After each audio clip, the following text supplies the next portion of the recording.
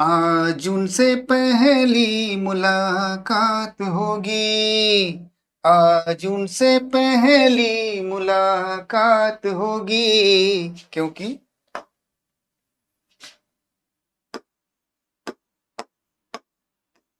मेरी गर्लफ्रेंड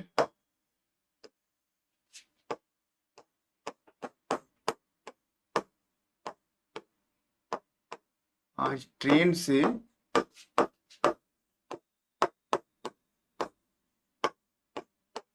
आ रही है। नमस्कार, मैं अरुण कुमार सिंह उद्घोष एकेडमी के ऑनलाइन क्लास में आप सभी का स्वागत, बंधन और अभिवादन करता हूं। उम्मीद है कि आप सभी लोग स्वस्थ होंगे, मस्त होंगे, तैयारी में व्यस्त होंगे। दोस्तों, आज का जो अपना टॉपिक है बहुत ही छोटा है लेकिन मजेदार है और एग्जामिनेशन हॉल में लेकिन फंसाने वाला है। अगर हमारा कॉन्सेप्ट क्लियर नहीं है तो हम एग्जामिनेशन हॉल में परेशान हो जाते हैं और जो सवालों के उत्तर होते हैं वो गलत करके चले आते हैं। आज हम लोग इस सेंटेंस के माध्यम से कुछ सीखने वाले हैं। मैं आप लोगों को 10 सेकंड देता हूं, वेट टाइम 10 सेकंड देता हूं। आप लोग इस सेंटेंस को जरा देखें और पढ़ें और इसमें समझें कि इसमें स्पेशल क्या चीज है।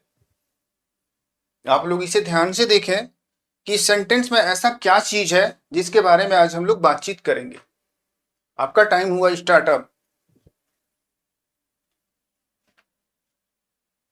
मेरी गर्लफ्रेंड आज ट्रेन से आ रही है। कुछ समझ में आया या फिर कंफ्यूज? मैं बताता हूं इस सेंटेंस में क्या है और इस सेंटेंस के माध्यम से हम लोग क्या चीज पढ़ने वाले हैं।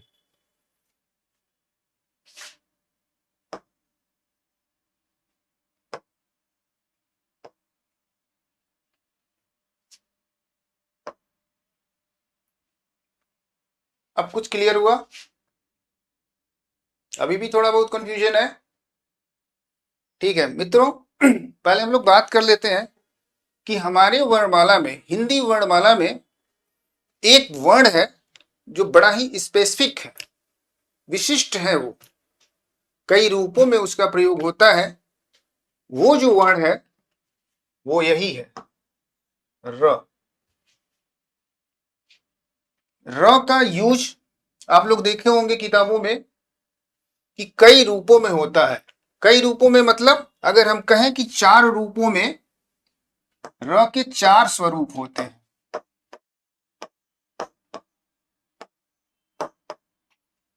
कौन कौन से?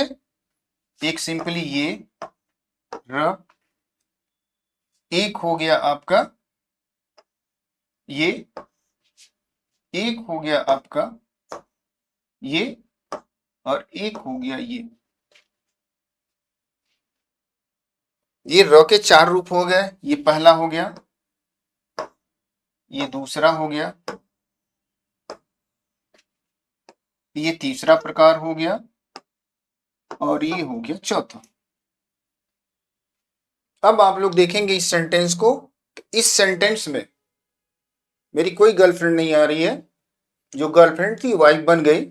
अब उसे लेके हम लोग चल रहे हैं साथ साथ। इस सेंटेंस का मतलब ये था कि इस सेंटेंस में हमारे चारों प्रकार के र इसमें आपको दिख रहे हैं, जिनका यूज हम लोग किए हैं इसमें। इस सेंटेंस की विशेषता यही थी कि एक ही सेंटेंस में चारों र का प्रयोग हुआ है। ये पूरा र, एक यहां पे र है, एक यहां पे र है, एक यहां पे र है। चारों तरह के र इसमें आपको दिख रहे हैं। अब इसमें हम लोग बात करेंगे कि हर र की अपनी अपनी एक विशेषता होती है। इस र की विशेषता क्या है, इस र की विशेषता क्या है, इस र की विशेषता क्या है, इस र की विशेषता क्या है, कहां कहां लगाए जाते हैं। तो इसको हम लोग पहले जानने से पहले थोड़ा सा एक चीज हम लोग समझ लें कि संरचना की दृष्टि से पूरे वर्णमाला को 3 भागों में बांटा जाता है। पहला जो होता है अंतपाई। अंतपाई जैसे प, ब। जिसमें ये पाई जो होता है ये अंत में लगा होता है, जो दूसरा होता है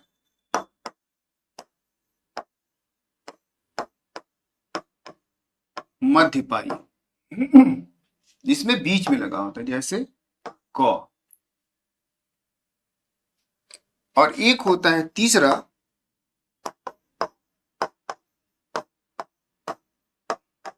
बिना पाई, जैसे ट, ठ, ड आदि और भी हो सकते हैं। अब बात आती है र की।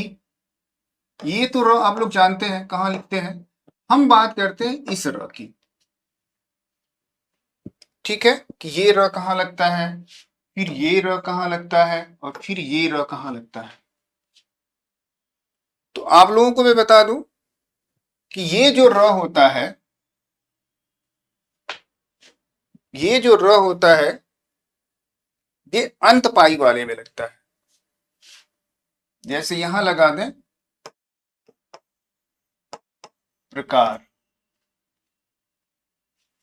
ठीक, अंत पाई वाले में ये र लगता है। और ये जो र होता है, पहले इसी की बात कर लेते हैं।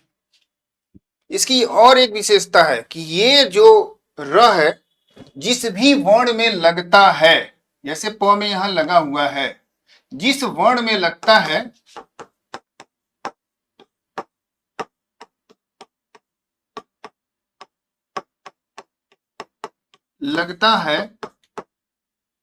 उसे आधा कर देता है।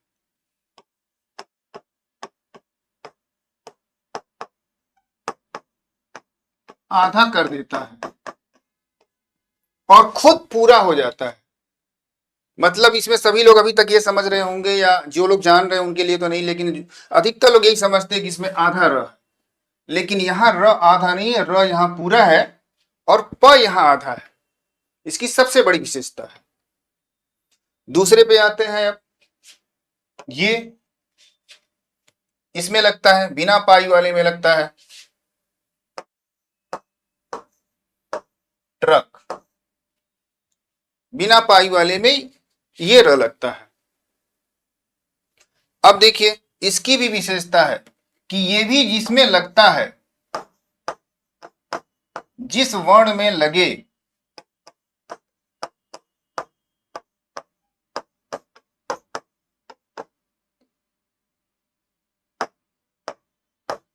उसे ये भी आधा कर देता है।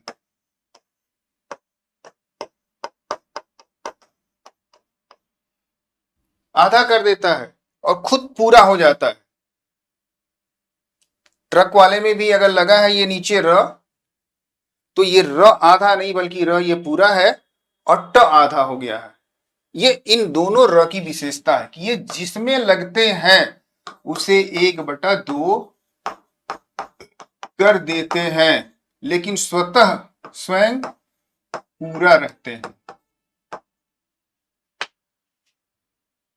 अब बात करते हैं इस र की। ये र आवश्यकता अनुसार सभी वर्णों में लगाए जाते हैं। ये लगा तो ये आधा होता है, ये थोड़ा सा ईमानदार है, इसे बोलेंगे आधा। ये यहां आधा होता है और इसको हम लोग बोलते हैं रेफ। ये परीक्षाएं में पूछी जाती है, परीक्षाओं में, कि इसे रेफ क्या होता है।